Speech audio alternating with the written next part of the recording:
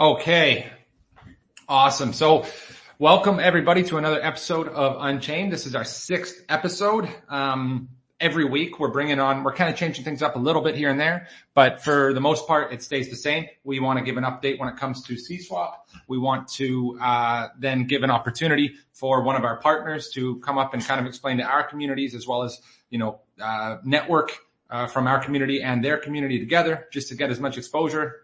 ChainSwap really is for, trying to facilitate, success amongst the entire space as opposed to just trying to, be individualistic in a sense. So doing these spaces, doing these episodes of Unchained is super important to us. As we, if for anyone who's been listening in the past, you know what we do with the giveaways, you know what we do with our partner segments and allow them to give away on behalf of ChainSwap. So it's super fun. It's super exciting. And this is not going to be any different this week. So this week we have, we're hosting Peapods Finance, and we've actually adjusted the time. That's why it's a little bit earlier.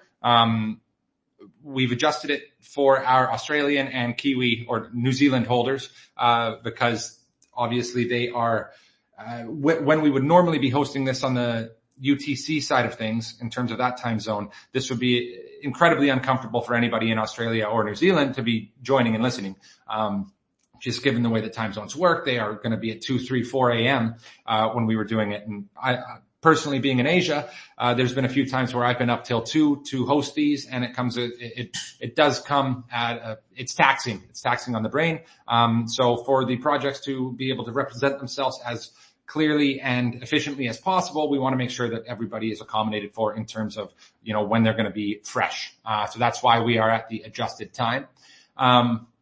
And since our last episode with Hash AI was only on Thursday last week, so that's only about 4 days ago, there's not a huge amount of updates on the ChainSwap side of things, but that does not mean that we do not have a great show and a bunch of great content to go over in this episode. So we put out a tweet 2 days ago. Is it 2 days ago now, or maybe 3 days ago now? I can't really remember, but we were asking you guys to ask any questions that you may have about ChainSwap, and then we'll be going through a select few of those and selecting a winner, then opening it up to community questions, and then we'll be moving on to our partner segment with Peapods, which is going to be super interesting, as I mentioned before. So given the amount of responses that we got on for those questions, there's absolutely no way we can go over all of the questions that were posted there, but we will go over a select few. And then going into the future, that's going to kind of serve as a reference point that we can go back to and kind of make sure that we always have something to clear up in terms of some of these frequently asked questions. Because if you go through those, that list of questions that was, put on that actual tweet that we put out, you can see a lot of duplicates. And what we want to do is clear the air for anybody, new users, existing users, or, holders or existing holders, potential investors, new investors, whoever it is, make sure that it's as clear as day for everybody when it comes to anything ChainSwap related. So before we go over any of those questions, I think it's kind of important for, like I just mentioned, new listeners and new holders, to go over a chunk of what we have done over the past couple months. And then kind of some developments that we're looking towards in terms of the future. So I want to jump into a bit of a recap about ChainSwap from, day one to now, and then we'll get into the actual questions from everybody. So first off, ChainSwap has amassed over 16,500 holders in the short amount of time that we've actually been live. And it's absolutely been crushing it in terms of performance by, anyone's method of measurement, let's say. We have crossed over $2 million in trading volume through the ChainSwap DApp with over 1,000 unique wallets and over 1,300 trades. On top of that, we've bought back and burned over $1.5 million worth, USD worth of ChainSwap tokens. Now, those numbers are, they will be able to be fetched live in a short amount of time. We're going to be working on a dashboard with somebody who's really good with, SQL and getting the actual queries that we can fetch, and it'll be updated in real time. As well as with the additional utilities, they will be added to that, and everybody can kind of see the progress that ChainSwap is making in terms of the actual development side of things, because at the end of the day, that is super important, as that will drive revenue into the future, which allows us to continue doing what we're doing. And given the state of the markets over the past couple of weeks, I mean, it's still very impressive that those numbers are presenting themselves. It's absolutely awesome. We have partnered and we have hosted some major projects in the space, such as Ator, Hash AI, Infrax, Moon Tropica, and we continue to expand our reach through these actual partnerships, with, people that aren't necessarily tokenized. We have partnered with Luna PR, who have a very good track record, as well as a very good network, which can greatly help any project that they actually work with. So that's why we jumped on board with them. Like I mentioned, we got to meet them in Dubai at Token 2049, and we got to see how they operate. So it was easy to kind of look and go, yeah, okay, we can understand how this is going to be mutually beneficial for us. And that's why, that's how we kind of look at every single partnership that comes with this. How can both of us benefit from it? And, that's the way that partnerships are actually going to be able to deliver and be, again, not to be redundant here, but beneficial for both parties. In terms of development, we have had multiple utilities go live and multiple utilities that are being worked on as we speak, positioning us to be kind of like a one-stop shop for a lot of DeFi needs, all the way from swapping on the same chain assets to cross-chain swaps, security, deeper level security, privacy. That's just a few of them. And obviously we continue to build and we continue to brainstorm and have ideas. And as that happens, when, there is a demand that presents itself, we're going to do everything in our power to actually be the supply. I keep saying that in a lot of different avenues, but it's because it makes a lot of sense and it, it applies directly to what we're trying to do at ChainSwap. So to go over some of them, we have our intra-chain swaps, which is essentially an aggregator, which gets users the best possible price across a number of different decentralized exchanges, which is, it's nothing new, but you're going to need to actually have those capabilities if you want to be that one-stop shop, like I mentioned before. We have our cross-chain swaps, which uses Chainlink's CCIP and CCTP in order to facilitate trades across multiple different blockchains with high security, efficiency, and success rates. We should all know what CCIP and CCTP do. It's super interesting, and it is allowing us to kind of eliminate the need for third-party bridges by decentralizing the actual process of getting these assets across chain. We are currently building out our cross-chain DEX, which allows users to provide liquidity within the actual CSwap protocol and allow for traders to trade across chains interacting with their own LPs. So this has actually never been done. And the DEX will include additional features such as limit orders, as well as take profit, stop losses, all that type of stuff. Anything that is needed when it comes to a DEX is going to be offered there. So just give me one sec here. I want to make sure that my mic is still sounding good.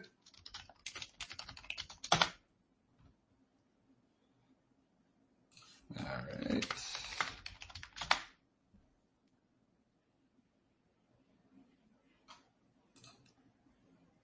Okay, so yeah, perfect. As we move on, just one more second here.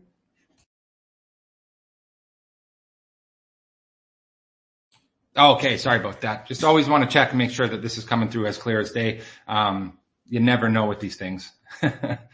All right, so currently we are developing a number of other utilities.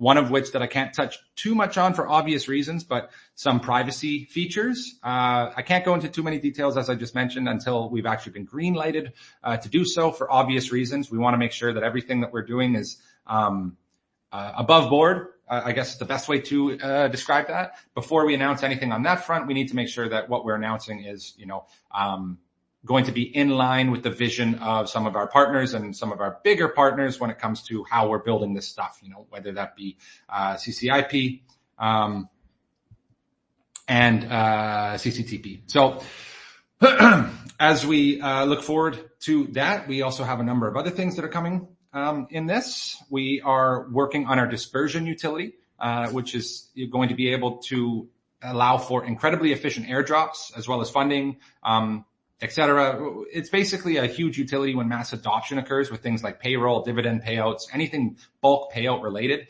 It's going to be incredibly efficient and, that's going to be something that we can offer in a number of different sectors once, mass adoption does kind of present itself more to these other sectors in the space. On top of that, we've got our revenue sharing. It's another aspect that's being developed as we speak. And this is actually going to greatly benefit from our dispersion technology, like I just mentioned. We're going to be able to, eliminate the need for staking contracts, which is also going to eliminate a number of potential exploits. We've spoken about that a lot, so I won't dive too much into it.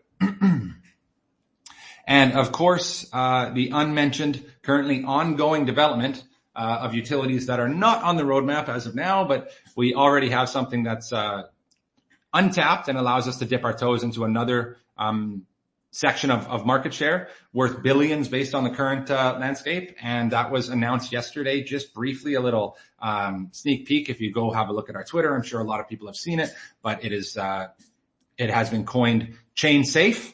I'm not going to get into any more details when it comes to ChainSafe, as we are, like I said, working on it as we go. And before we want to give too much information out, we want to make sure that our, MVP, minimum viable product, is working the way that we want it to. So that's another aspect of security that we got going on. And so, yeah, basically that's the gist of it for now. So, that's a very small overview of what's going on. And I'm kind of skipping some huge aspects and milestones that have taken place within it. But just to give a brief general overview as to what we've built so far and kind of what there is to look forward to in the future. It's pretty exciting.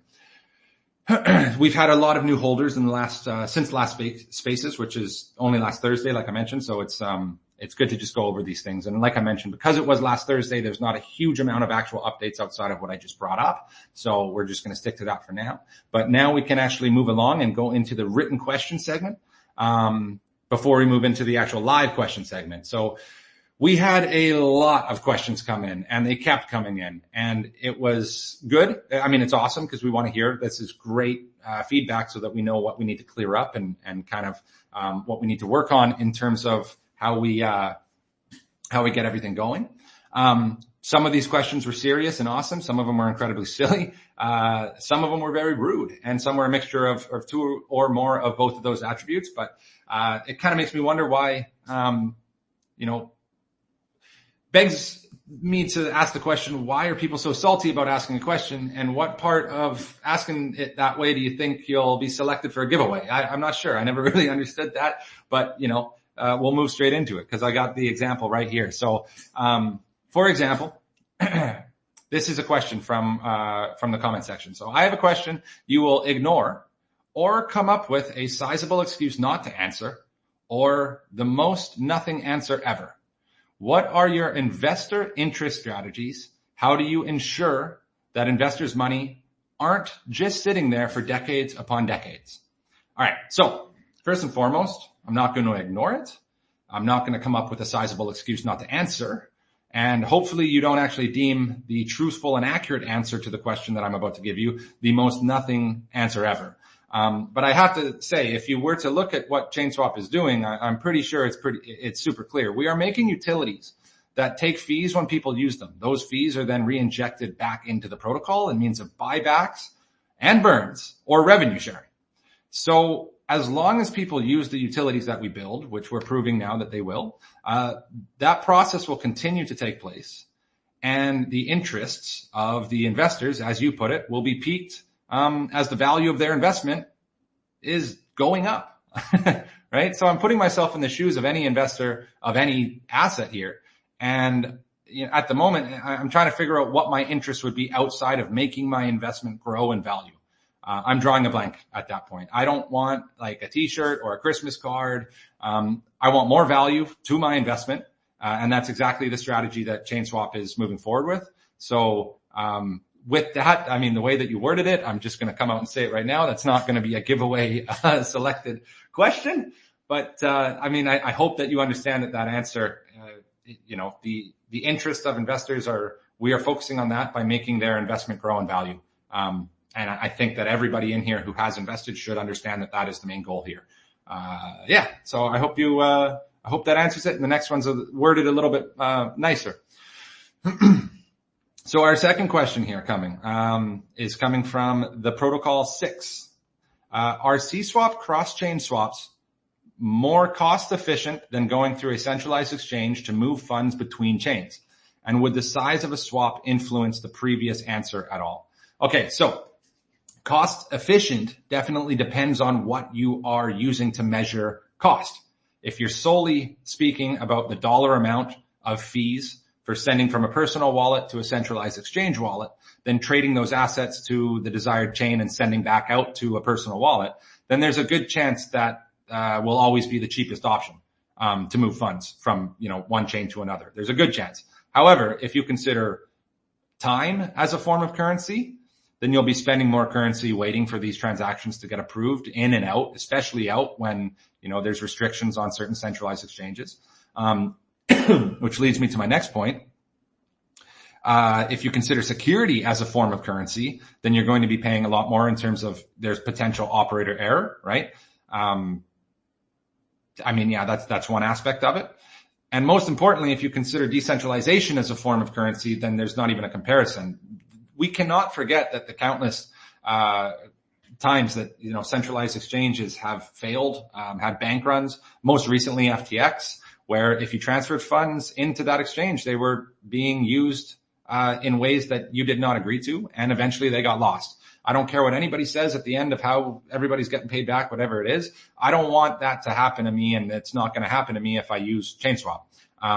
If there's anything that I go through a centralized exchange, once that money's in there, I don't have the choice to what to do with it. I hope they do what I ask them to do with it, but it's not up to me. So as the old saying goes,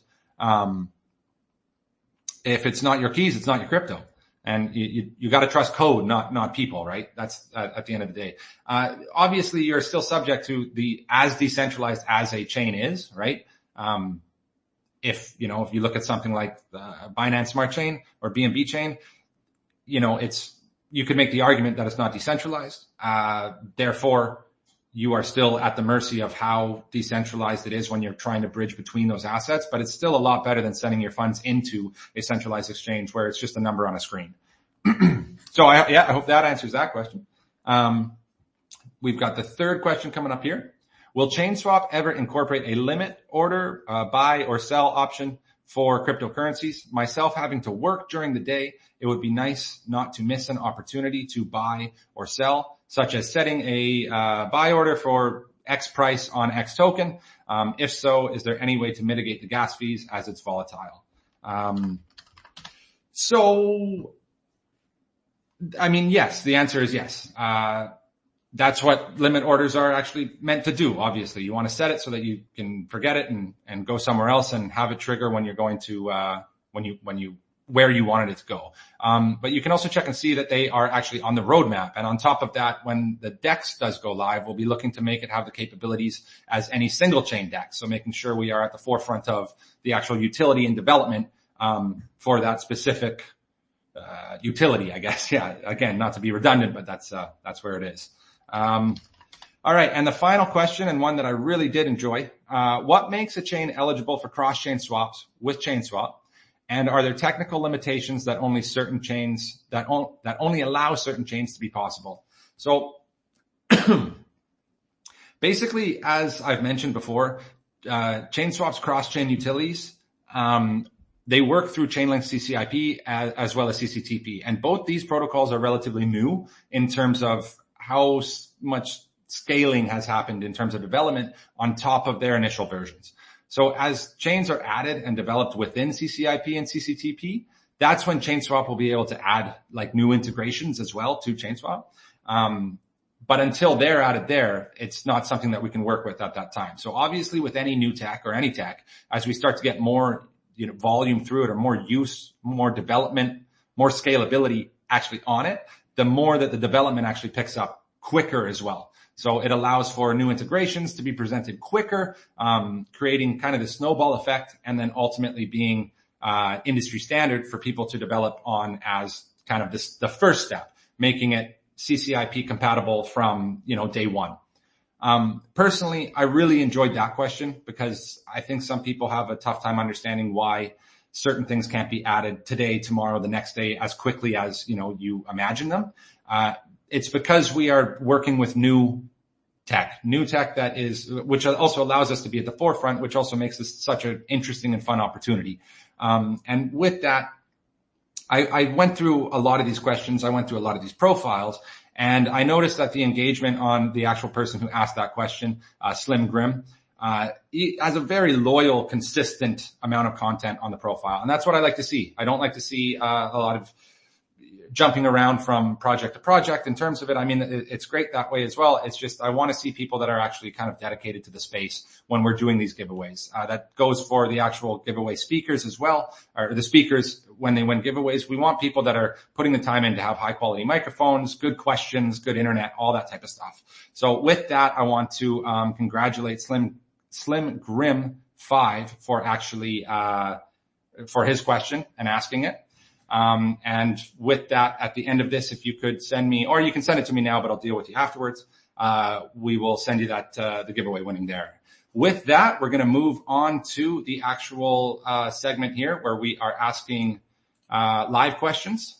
And I'm going to bring up, first question. Let's go, Zeb DYOR. Yes. Hi, everyone. So I'm a long-time researcher, definitely loyal to the space, and I've been looking at ChainSwap for some time now, doing a bit of research. And as a strong proponent of both on-chain governance and cross-chain, the multi-chain thesis, I have a question around cross-chain interoperability because it's so new and there are a lot more services that we could think of besides cross-chain swaps. And for instance, would ChainSwap consider doing multi-chain governance if ChainSwap moved to a DAO model? Or even you could go further, offering multi-chain governance to other protocols who are integrating with ChainSwap, like you mentioned earlier. Wow. Okay. So thank you so much for the question. If you don't mind muting your mic just so I don't get feedback. Yeah, that's a very interesting concept because when you think about cross-chain interoperability, I feel like a lot of people sit back and keep themselves in terms of just swaps, but there's a lot more actions that take place on a blockchain than just swapping token for token or asset for asset. And the ability to kind of implement that as, interoperability between chains on something like governance, or, something that I saw kind of frequently come up in the comment section of the questions was NFT transfers across chains. These are all things that as this tech does begin to kind of increase in terms of scalability and everything along those lines, then yes, there's no reason why ChainSwap can't offer it. On top of that, there is an aspect where I think what you mentioned is you could offer it to other protocols, almost like white labeling it, or just offering ChainSwap multi-chain governance, for example, would not be, again, something off the table, because another revenue stream coming back in, as we mentioned before, to the question that was asked, the first one that I brought up, we want more revenue coming in because that revenue goes back in to benefit the holders, to benefit the chart, to benefit every investor's interests. So yeah, thank you so much. That's an awesome question. I really do like that question. Hasn't been asked before. And I appreciate that. So, wow, 1 for 1. Okay, next up, we're going to go with Exclusive King. Exclusive King.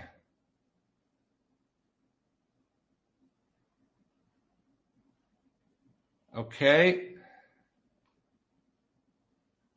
Guess we'll move on. Okay, let's go. Hello. Okay. K-Man, you're live.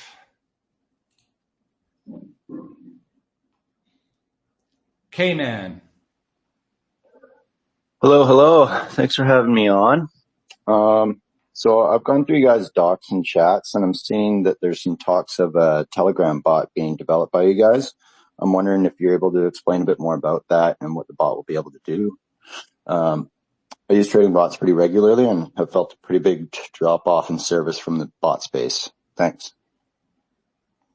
Yeah, okay, sure. If you don't mind muting yourself, just so I don't get feedback again, thank you. Yeah, absolutely. So, I mean, there's a tweet from, one of our team members talking about this. And again, being a one-stop shop, we kind of want to cater to as many different avenues as possible when it comes to the DeFi space. Telegram trading bots are obviously here to stay. Telegram is a huge platform that has a lot of users. So at the end of the day, we want to make sure that we accommodate everybody who wants to keep their trading all in one, in one application, let's say. So that trading bot is still going to be able to accommodate everything that ChainSwap stands for, which is the actual interoperability of different blockchains. It's just going to be able to do it within your Telegram chat. So again, it's, in development. So we're not going to put an actual date on it, but I can tell you that at the end of the day, with what we have so far, if you were to look at what we're offering and the capabilities of what we know we can deliver, that trading bot is going to be absolutely unreal. You're not going to really need to leave the chat with it in order to get assets from chain to chain, make cross-chain swaps, absolutely everything that we're standing for on the decentralized application side of things. We're going to be applying that to the to the Telegram bot side of things, which is yeah. Thank you so much. That's another great one. 2 great questions so far. I did bring up, I think the person that I brought up was about to speak, but we lost him for a second. So if we do Exclusive King, I'll give you the other opportunity now, if you don't mind. Exclusive King, you're good.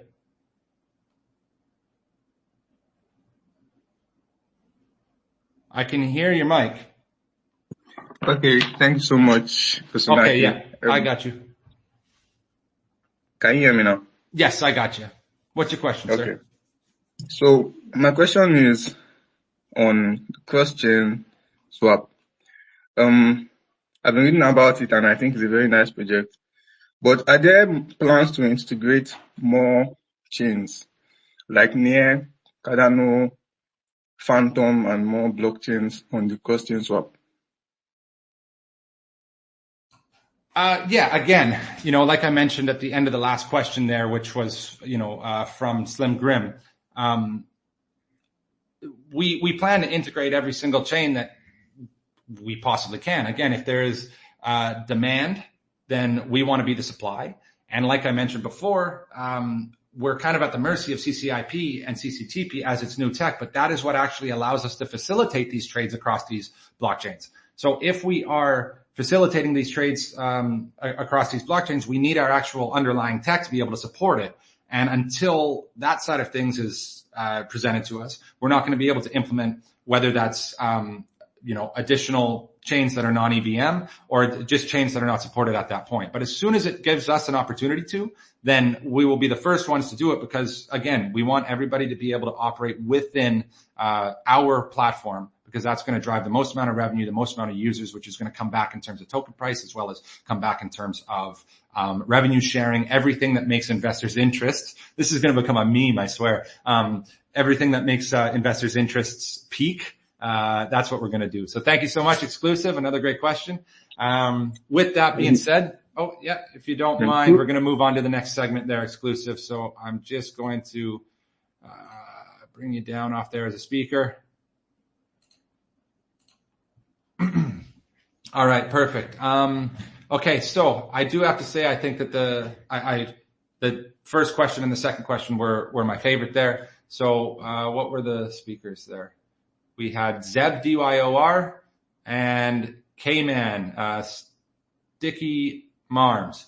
Guys, send me a DM, please. We're going to take care of you at the end of the spaces here. I don't want to waste any more time, though, as we're basically at the halfway point, and I want to make sure that Peapods Finance has, more than enough adequate time to let us know what they are doing, what they are building, and how that's going to benefit both of us as we work together. So Peapods is a protocol that actually allows users to earn real yield. That's a buzzword that's, going around, but they're here to explain how it actually works with them on any liquid asset. So this process is actually taking place due to market volatility as well as arbitrage, We're going to learn more about that. But with that, it actually means that the more volatility and more arbitrage that is taking place, the more P's is being bought and burned, which is raising the actual token price. So there's multiple ways within the ecosystem that a user can earn real yield. Users can buy the pod on the open market or by wrapping a pod where they put up their own collateral.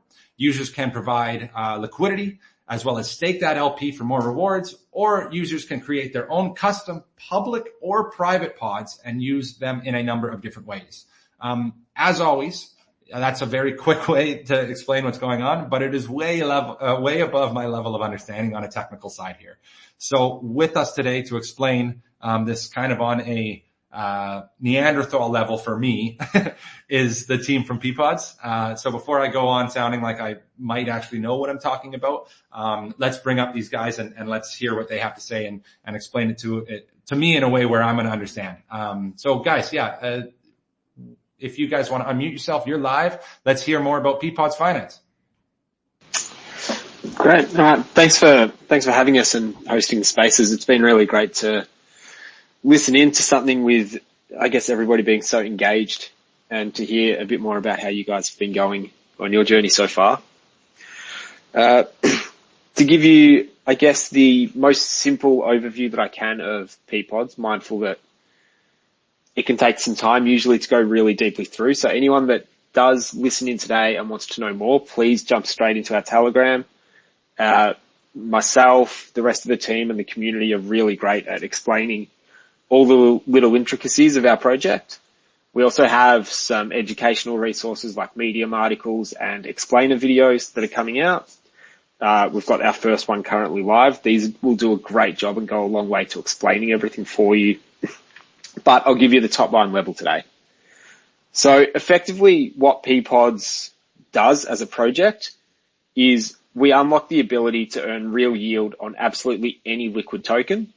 And in doing so, we actually offer sustainable liquidity incentives for any token as well, meaning that a project can incentivize liquidity for their token without having to actually splash out any funds for a liquidity mining campaign, which can be expensive and drives mercenary capital anyway, which, obviously it's expensive to bring in, but it's expensive to retain as well.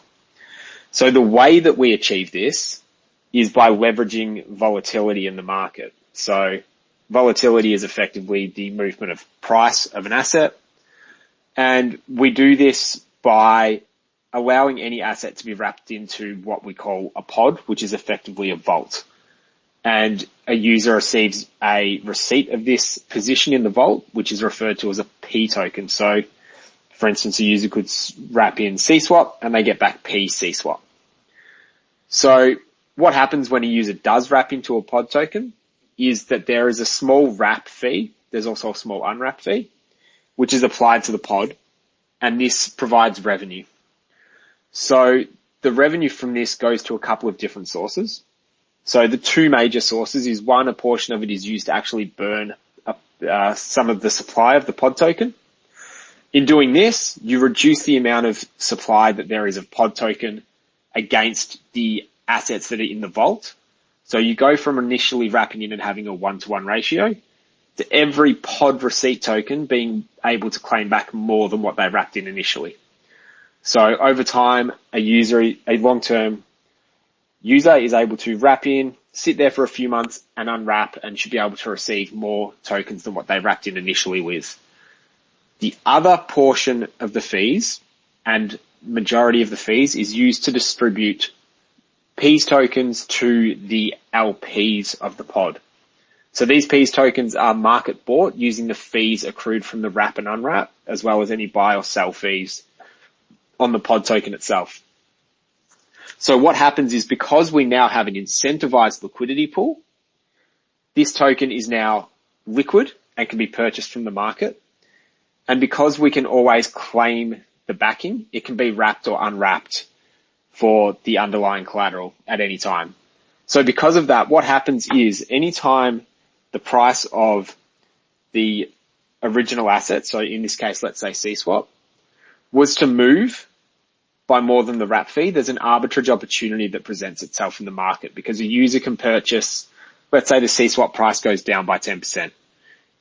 The arbitrage opportunity will occur for someone to be able to buy CSwap, wrap it into the potted token, and then sell it into the P token liquidity pool. So this just stabilizes the price between the two assets. But in doing so, there's a wrap fee and a sell fee that is paid to the pod. And this incentivizes the LPs, but it also incentivizes the single side wrappers who now are able to claim back more CSwap than what they initially wrapped in. So are you able to kind of offset any sort, to a certain extent, offset any sort of impermanent loss through the arbitrage opportunity? Yeah, so it will offset impermanent loss in a situation where you've got an asset that is ranging and deviating and sitting within a range. Obviously, if you have an asset that runs 10x in a matter of weeks and it goes up and it never comes down, it's going to be pretty hard ever to offset impermanent loss. But when we're talking about something that's moving even 2 to 3x or sitting within a range, yeah, the fees will more than likely offset any of the impermanent loss. We actually also have some other updates coming, which I might let Intern speak a little bit on soon, which will provide a better bit of security on the impermanent loss side, as well as some capital efficiency. That's pretty incredible to think that you can go 200 to 300% on an asset and somehow mitigate the impermanent loss. I mean, it's incredible, to be honest. It's awesome. This is super interesting to me. I want more infographics. That's how I learn. So when I hear this and I'm going through I went through your documents and your documentation, and it's super fun to look at this because I keep trying to poke a hole, but I can't find the hole. And listening to you speak on behalf of it, I'm understanding exactly where you're coming from on how these things are working. So it's super fun. I'll shut up now. Please carry on. No, this is great. This is actually really great. So you're right.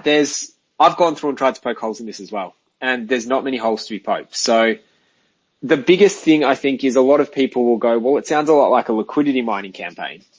But the thing that separates us from a liquidity mining campaign is that usually what will occur is that you'll have farm and dump tokens. So you'll be paying out rewards for people to provide liquidity in some arbitrary token that has no value other than to be farmed and then dumped on the market.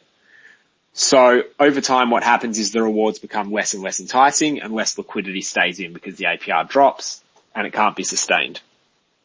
With our project, every single fee that is paid out to the LPs is actually market bought at the time it's distributed. So it's always relative to the actual amount of rewards and fees that's been accrued by the protocol. Every single token is already fully circulating, so there's no dilution or anything to come through that leads to a debt spiral, and there's no reduction in the value of rewards that comes through. Everything is real yield, aside any grants or incentives that we have that come through. Is there anything from what I've said that you've sort of thought, could you go back and cover that a little bit? Okay. There's a decent amount. I'm trying to figure out potential attacks on this. I'm also trying to figure out who your main competitors are. These are two things that I would be curious to know if I don't want to name drop here anything, but what are the main differences between something along the lines of a Pendle? And then I'm in your documentation, and as I was going through it, I see there's a full section on, flash loans, and I'd like to know exactly how those work. But rather than go take you off the, course that you're on right now, I want you to just go in the order that you go. But these are the things that are standing out to me, because normally when I go through something, I go through it in order, but there's certain things that are kind of just popping off the screen to me. So rather than take you off of your train of thought, I would prefer to just let you keep going until we get to those. Yeah, of course. Look, I think I'm trying to condense a whole complex list into as fine a detail as I can. So I think some of those questions you've asked, so the flash loans are really interesting for you to bring up. That's something I'll let Intern speak a little bit more on where they come into play shortly. In terms of your questions surrounding competitors, so we are quite different to Pendle. We actually could work technically with Pendle, given that we've got yield-bearing tokens.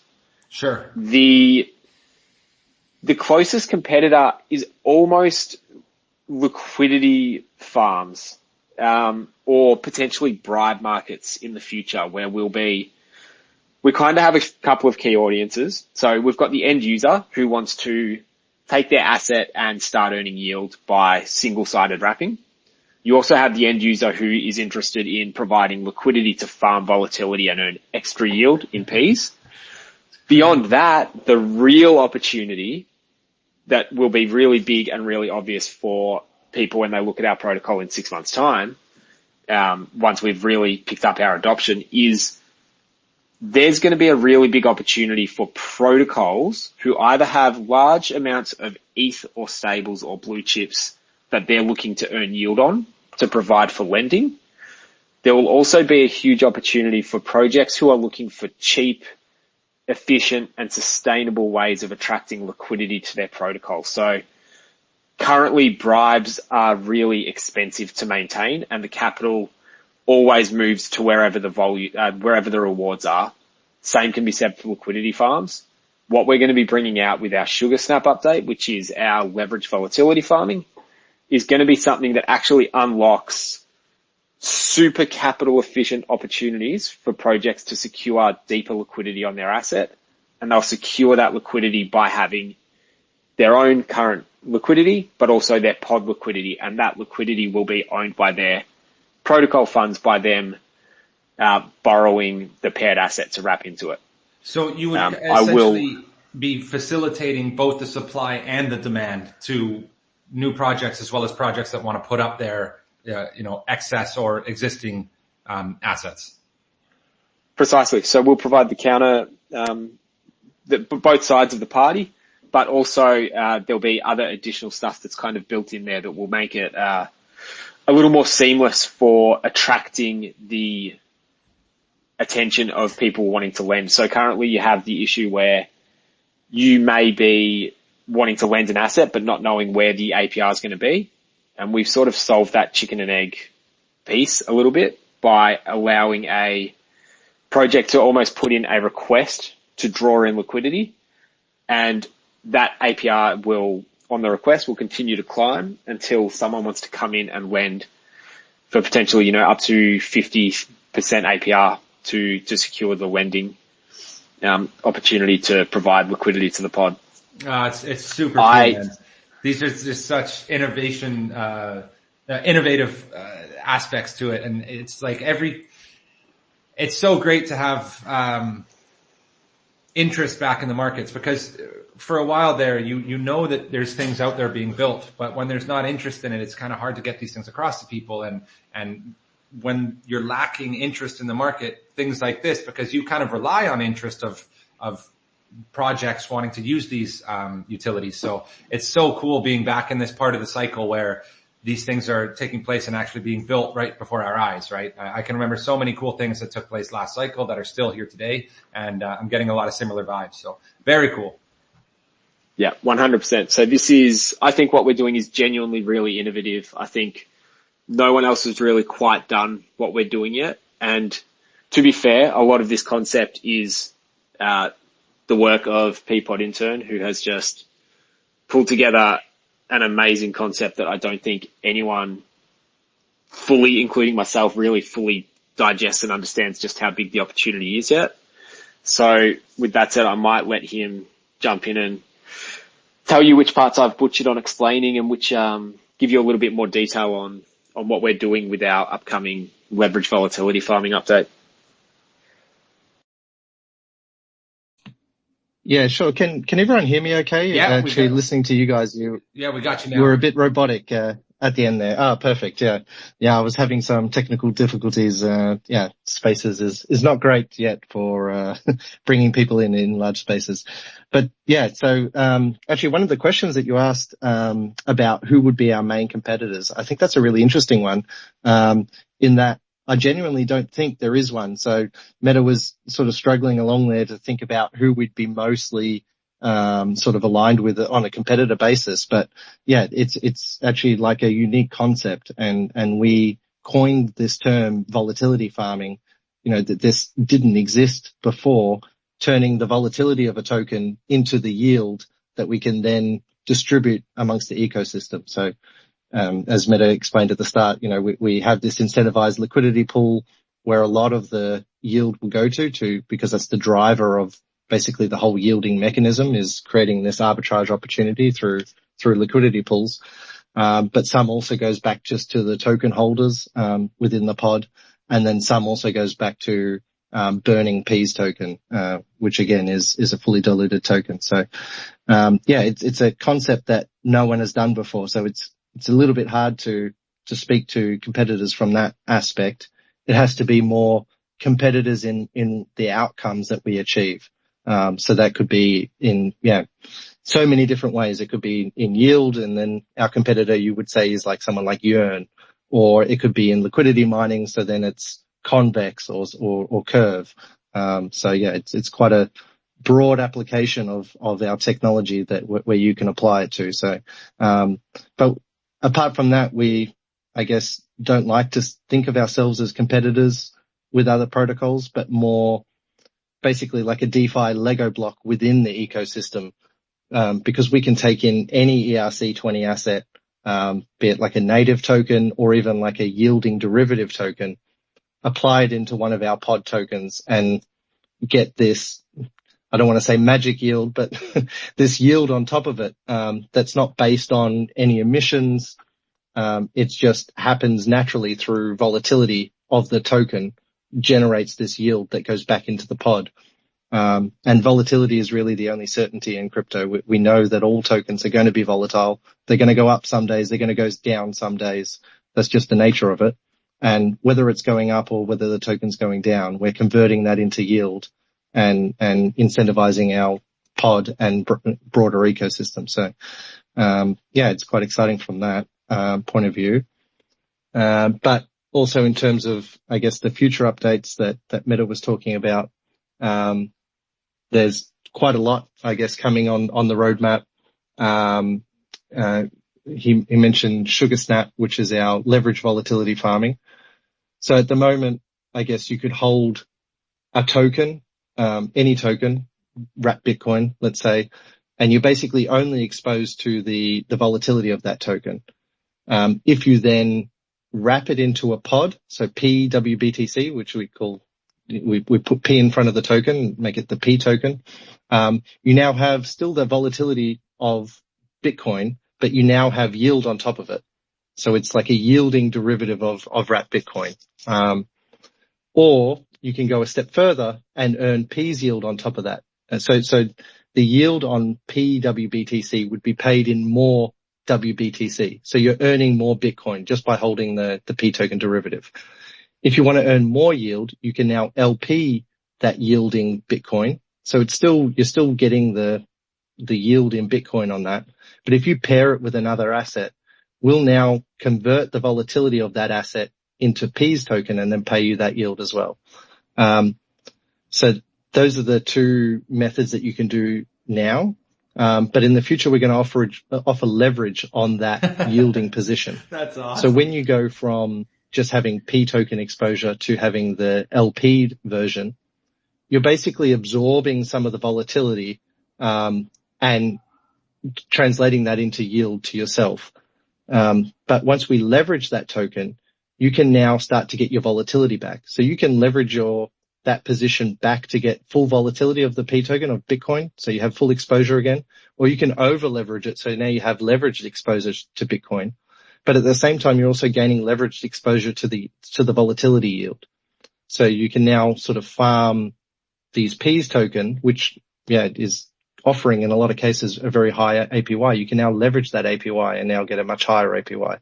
So we're very excited about that. And again, with what Meta was saying before about how many different ways you can apply this, that could be protocols wanting to come in and leverage their own token to create, depth of liquidity. It could be a user just wanting the yield. It could be someone wanting, exposure to the volatility. It could be someone just wanting to supply the counter asset to that leverage position and earn a yield. We basically create all these subsidiary markets around just that. Yeah, that's extra implementation. That's it's really, really cool. And I'm not just saying that. I mean, you can go,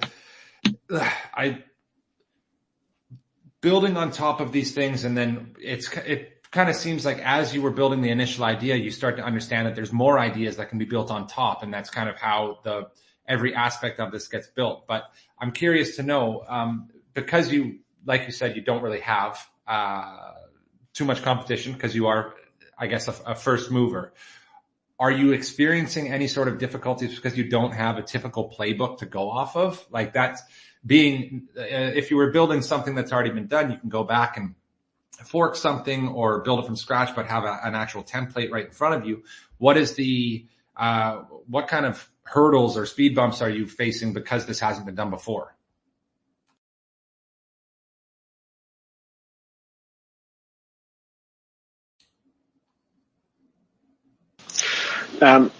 Learning curve is the single biggest thing for me.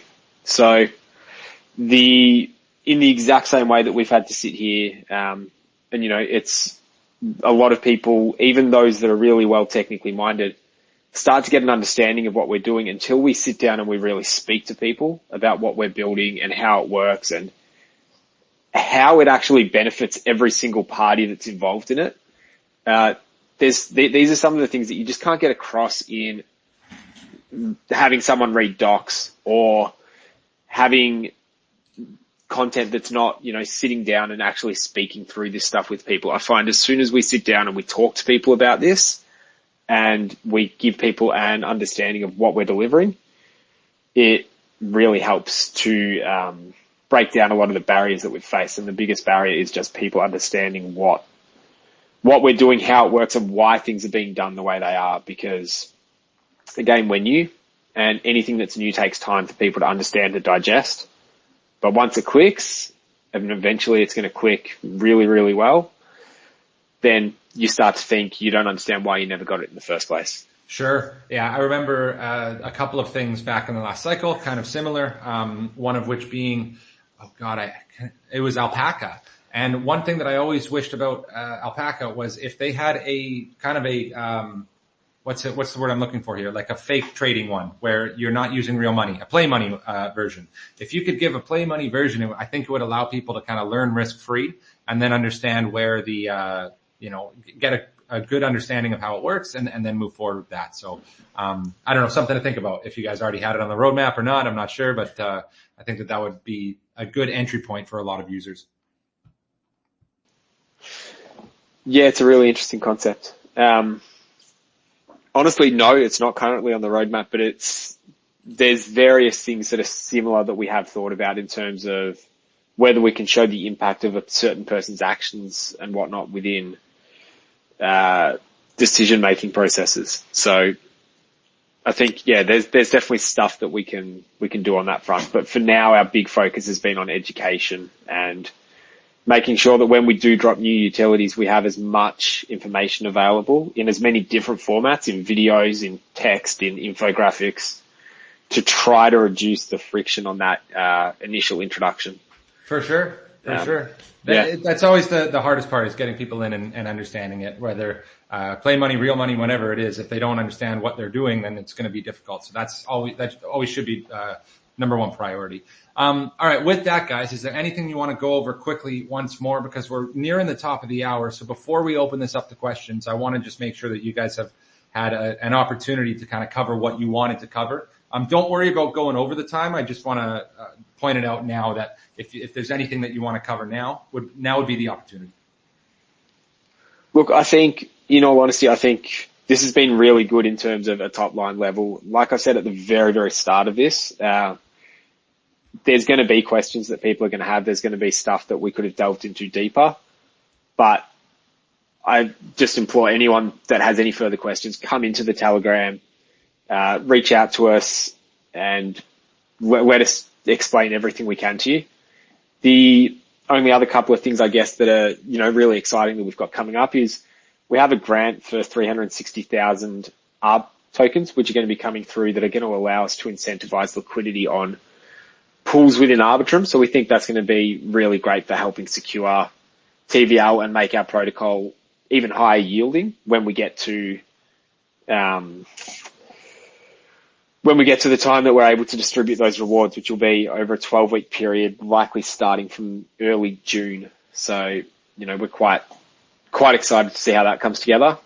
And the other thing is, which we didn't quite touch on, but within the leverage volatility farming aspect that we're building out, there's going to be significant amounts of revenue that starts to go through to Peas holders in a way that's currently not happening. So we're talking about substantial increase in utility and demand for the Peas token as a result of the leverage volatility farming update. So that's something definitely for people to keep their eyes on. Absolutely. Again, just more opportunities for, things that have never been built. So I'm having so much fun with this one. It's one of those things that I want to continue to just read and read and read until I find myself, understanding the concepts through and through, because I truly do believe that there's that one of these things where there aren't holes to be poked. As soon as you think you found one, if you dig a little deeper, there's a solution. And I think that's the beautiful thing about the industry that we're in. We're so early in it that we're able to kind of experiment and go through these things and being able to find the solutions to potential loopholes. That's the fun part. And watching teams build it is the entertainment. So it's great. I really appreciate having you guys up here. And with that, we'll move into some questions. Are you guys good to go for questions? I think if he was able to be added as a speaker again, Intern might have had one or two things to add, but sure, otherwise I think we're good to go. Let me find him one more time. Okay, yep. You've been approved. Peapod, you're good. Let me know if it's working. We tend to have issues at the end of the spaces with me bringing speakers up. So it's super bizarre, but it ends up being at like the last speaker segment. I can bring people up, but then they don't actually come up. And I'm seeing Peapod Intern again. So 1 second, I will get the actual host here. Intern. Okay. What we'll do in the oh no, I can't actually even do that because I can't bring up speakers here. He's up. He's up? All right, perfect. Here we go. Intern, did you have anything else that you wanted to add? I think it's working again now. Yeah. Sorry about that. I'm having a lot of technical difficulties. It's not you. It's Twitter, man. It's always at the end. I can't bring stuff up and speakers get kicked off. So I apologize, but on behalf of Elon Musk. Yeah. Thank you. No, I didn't have anything to add, but I've seen that there's some questions coming through on Twitter, which we can address if you guys want to get to that point. Sure, absolutely. Or we can bring people up. We're going to bring a couple of people up just because we actually like to get some of these people up that have shown a lot of loyalty, and there's been a few, and I just want to make sure that Ebenezer gets an opportunity here. Sure. I think every single episode of Unchained, I've seen Ebenezer in here with a hand raised. So I have brought you up, Ebenezer. I don't know if I'm going to be able to, but if you can, let me get the actual @ here. What is the @ _9 figures.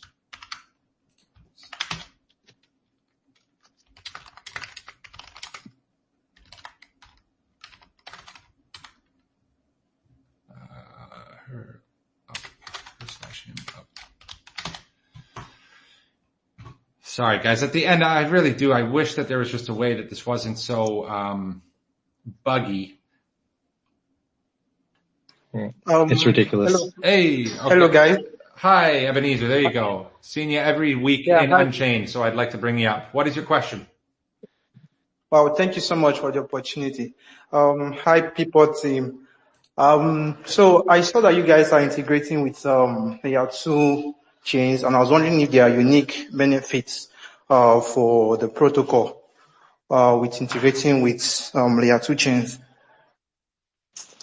Yeah, that's a really great question. So yes, there absolutely is. The single biggest benefit for us when we move to L2 chains is the savings on gas, so becoming much more gas efficient. So what that means is that using Base being our most recent deployment as an example, is a user can actually deploy a pod on Base for less than $2.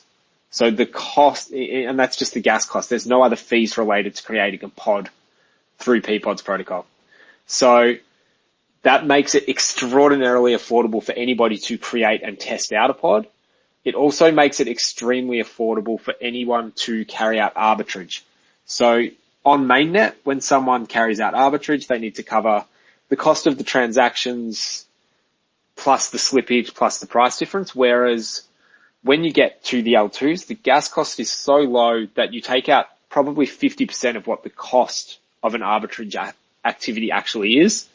So we become much more efficient and we get tighter arbs over smaller price variances, which means that there's a lot more work going for the exact same amount of volume and price difference on L2s versus on mainnet. The other big advantage we got from L2 is obviously that 360,000 Arbitrum grant.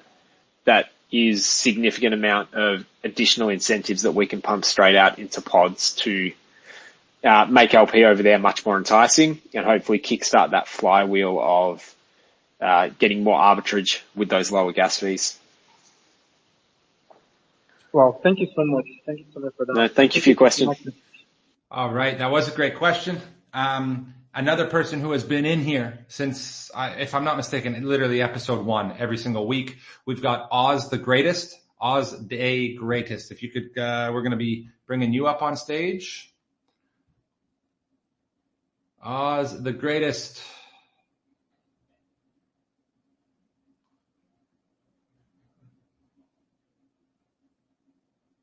Oz, you there? Seen you every week. I know that you're hanging out in here, so this is your opportunity, mate. Doesn't look like the Twitter gods are on your side right now. Yeah. Oh, there we are. Hey, Oz. Oh yeah, thank you for the opportunity. I've really been a fan of Flash loans, but I've always had problems trying to like integrate it, because of the code. So I wanted to ask, how does Peapods leverage Flash loan? Can you like in-depth explain the mechanism and the processes involved in executing the Flash loan on Peapods for non-coders like me? Because it's been a big issue since like 2 years ago. So hearing you talking about it is a very big, top up for me, and I really want to get into it. So yeah, thank you for the opportunity, and thank you, Kusonakiii, for the opportunity. Yeah, so the flash loan question is an interesting one. So we don't specifically push the use of flash loans being able to be used to go no code. Where flash loans will be integrated into the protocol no code is where we will be able to provide the ability to flash loan into the lending assets. I don't know if Intern went too far into the details of how those leverage volatility farming lending pools are going to work, but there'll be an element of flash loan required to be able to set up initial lending pools. And I don't necessarily think I'm the best person to go through all of the little steps, but by all means, if you want to jump into our Telegram and ask it a little bit more about it, I'm sure Intern will be quite happy to answer and give you more details on it. But in terms of if you're looking at ways to use the flash loan no code to be able to capitalize on various market inefficiencies outside of our protocol, I don't think we've got that service for you. Either way, awesome question. Great quality microphone as well. Like I said, we've had sometimes some rough times trying to get, just clear and concise questions up here. And those last two are absolutely amazing. So I wouldn't actually be opposed to giving you guys one opportunity here to just kind of wrap up the last of it. Because at this point, we've got, if you guys aren't opposed, those last two questions I really did enjoy. Those could be the giveaways, and then it's a wrap up, and we've done our 5 giveaways. Are you guys opposed to that?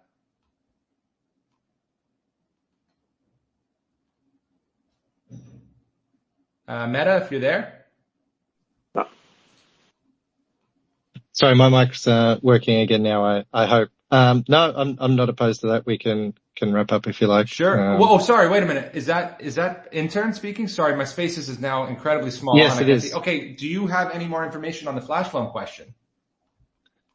Well, I did catch some of Meta's answer as a listener before I got brought up. We're not actually using the flash loans too much. So the flash loan started as, we knew we would have these vaults just full of assets, and those assets would be idle while people were wrapped into these P tokens. And we thought, well, we'd be good DeFi citizens and allow those assets to be used in the broader DeFi ecosystem. So we did include the ability to flash loan those assets and use them across other elements of DeFi. But for ourselves, we're not really utilizing it much. It's not really a core part of our protocol at all. But then, as Meta said, for our next phase, when we will offer leverage volatility farming, flash loans again will play some role there, but it won't be from our internal flash loan. We'll be flash loaning from external sources, and setting up positions, which is just a way that you can basically zap into a leverage position without having to go through all the steps manually, like to add the collateral, then borrow the asset, then add it to LP. You know, we'll be able to zap into a position from basically any token. So the whole point of our new UI, which is coming hopefully quite soon, will be to sort of abstract away a lot of the complexity of some of the more advanced concepts like leverage volatility farming, and just make it like you can start with ETH and zap into a leveraged yielding position. And in doing so will require some flash loans, yes, but certainly not a core part of our business proposition. You guys are going to eventually make a bunch of new acronyms in the space. There's going to be LVF for leverage volatility farming. There's going to be a whole bunch of these that are coming straight from Peapod Finance, Peapods to make these new acronyms. So that's awesome, guys. I really appreciate you guys coming up. It's been clear and concise for such a complicated topic. With that being said, we've gotten the giveaways out of the way. We've gotten everything else out of the way. I want to give you guys an opportunity in the floor just to say a wrap up, maybe give everybody the links as to where they can find you and learn more about this stuff before we wrap this one up. So the floor is yours, guys, and let everybody know where they can find you and any extra information you might want us to know. Great. Yeah, thanks everybody for taking the time and hanging on for over an hour to listen in and hear all about Peapods on the back end of the ChainSwap update. I noticed scrolling through, there was quite a few really good questions that I'd be really keen to answer. If anyone felt like they had a question that they wanted to get answered that wasn't, please jump into our Telegram, which is at Peapods Finance, and we will absolutely be able to jump on and respond to any of your questions you've got. Whether it's myself, Intern, one of the other team members of the community, you'll 100% get the answer that you need or want. And we're quite happy to answer any and all questions, no matter how hard they might be. We also have, across basically all of the different social medias, our @ is Peapods Finance. So YouTube, Discord, Medium, X or Twitter, and Telegram is all Peapods Finance. Our website is peapods.finance, and you'll be able to take a look on there. We've got a new UI coming out hopefully in the next week or two, and we've just had a look at where that's at today, and it's looking significantly better. It's going to be much faster, much more sleek, and much better user experience as well. So for those who've been using the current UI and can't wait for something new to come out, stay tuned, because it's going to be absolute massive upgrade on what we've got so far. So definitely looking forward to how that fixes the user flow. Awesome. That's great. So we got the Telegram, we got all the social media, and the actual website itself, peapods.finance, correct? Correct. Okay. Yep. Awesome, guys. I just want to say, again, thank you for joining. That was super fun for me. I love stuff like this, and we'll be happy to have you on as you guys continue to grow and build stuff. And as well as what we spoke about earlier about how we're going to figure out the cross-chain aspect of it, with a little bit of help from us and how we can work together in the future. So super excited on that front. I still need some DMs from people. So, Oz the Greatest and Ebenezer, please shoot me a DM. I will be, requesting some information from you guys. And then also Slim Grim, Zeb and K-Man. So you know who you are. Send me, DMs and we'll get everybody sorted. Appreciate everybody joining as always. We'll make the announcement for next week's episode of Unchained shortly. It's going to be a good one as well. So if you had fun today, make sure that you join next week. It's either going to be on Tuesday or Thursday, not entirely 100% sure, but stay tuned to the Telegram, and that's where we will be announcing it, as well as our main Twitter. With that, guys, I appreciate everybody joining. Please go check out Peapods Finance, their Telegram, their website, all their documentation. Ask all the questions you want, and until next time, I hope everybody has a good week. Take care. Thanks, everyone. Thanks for joining. And thanks for hosting. You guys have been great. Much appreciated, guys. Yeah, for sure. Have a good one. Cheers.